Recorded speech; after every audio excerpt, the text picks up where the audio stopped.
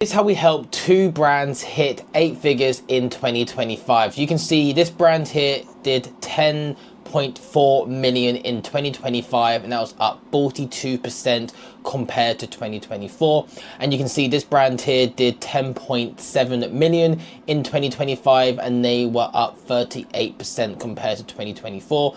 And as you can see, we basically helped this brand here to beat month-on-month targets compared to 2024. As you can see here, every month was around about 40% increase. And then you can see in November we did 1.2 million in a month, and then December we did 1.4 million.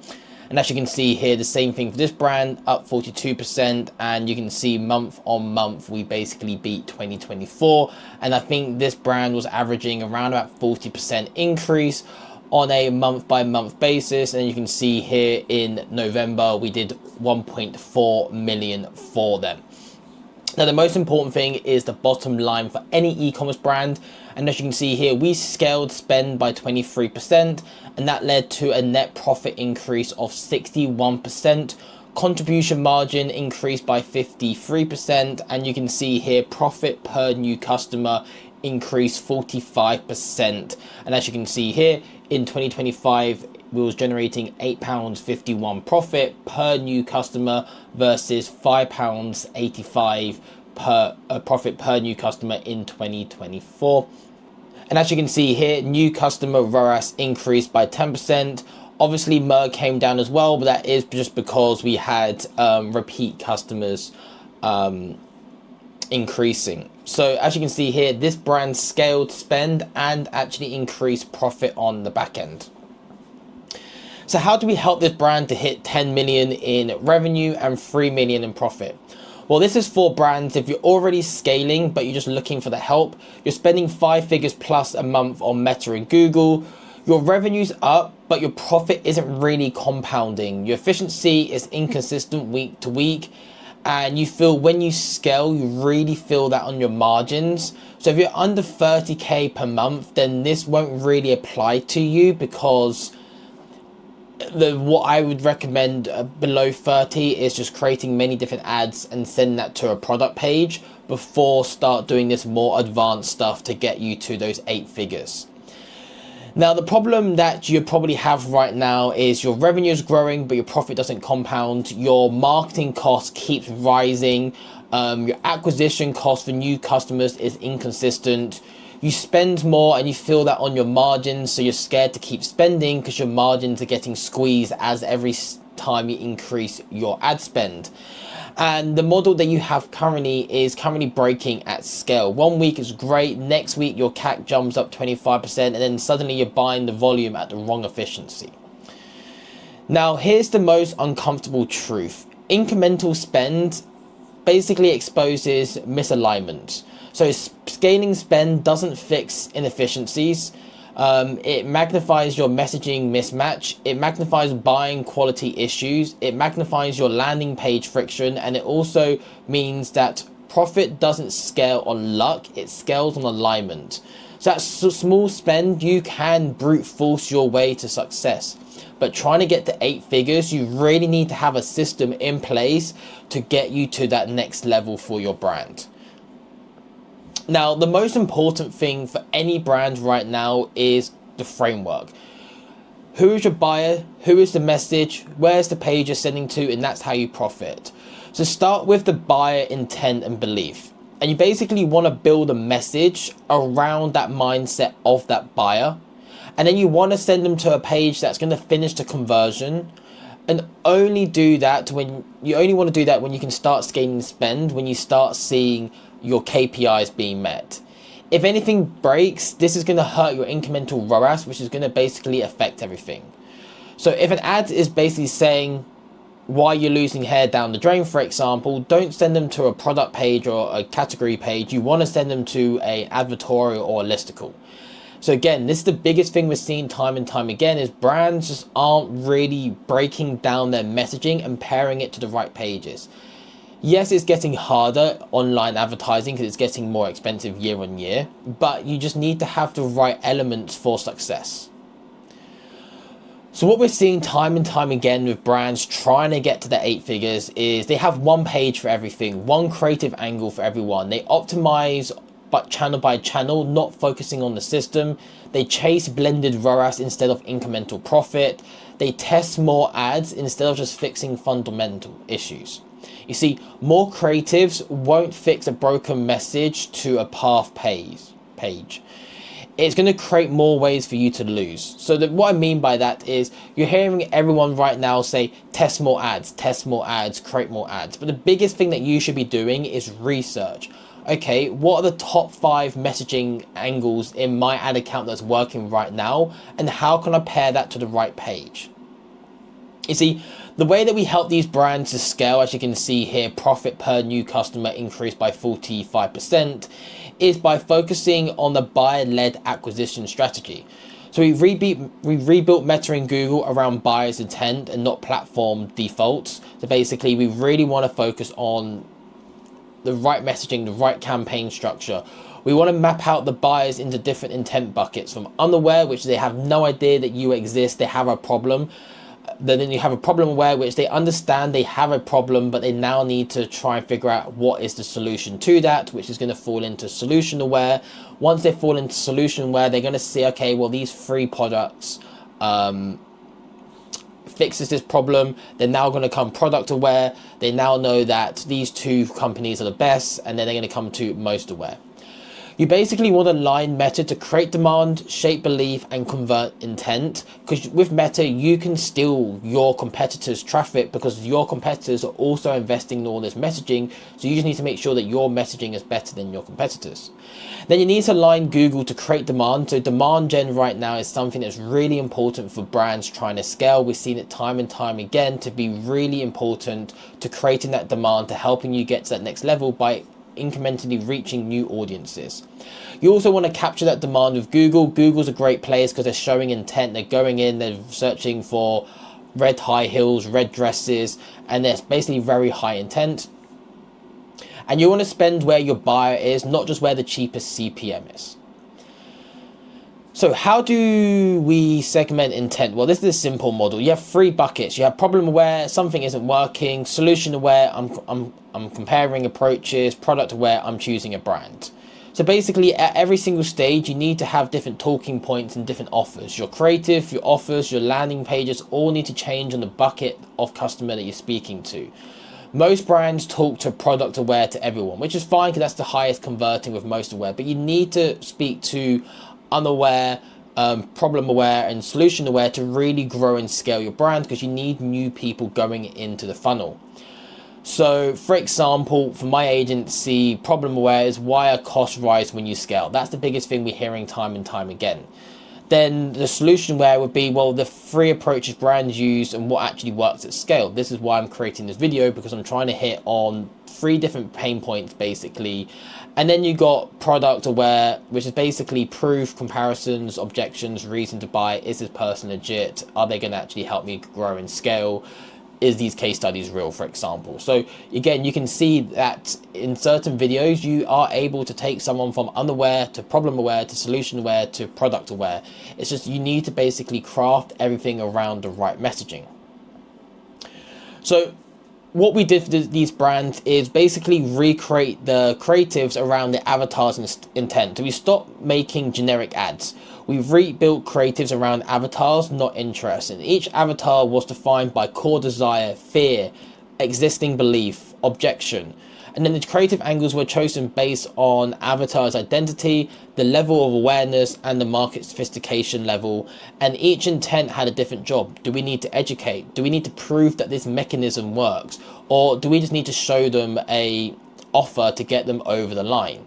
You see, as the market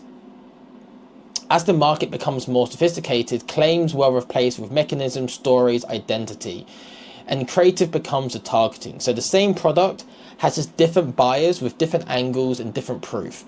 That's basically how you grow and scale your e-commerce brand, is that there's many people buying your products for many different reasons, and you just need to speak to them.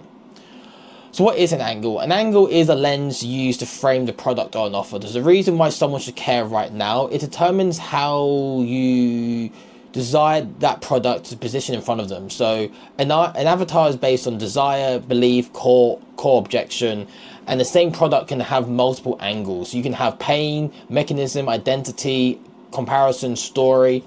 So you could do, are you a man who's over 30, suffering from hair loss and seeing strands on your pillow every single day? That isn't one avatar. Another avatar is, are you a woman who's washing your hair in the shower and seeing hundreds of strands of hair go down the drain? That's another avatar. So you basically want to be focusing on different angles to try and sell to these people.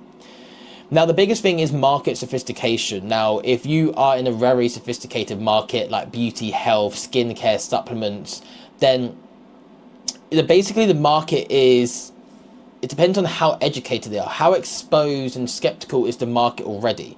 Skincare, everyone's talking about how this cream is going to help fix wrinkles, and that's basically, they've heard it all before. So this determines which angles still work, and it increases as more brands make more similar claims.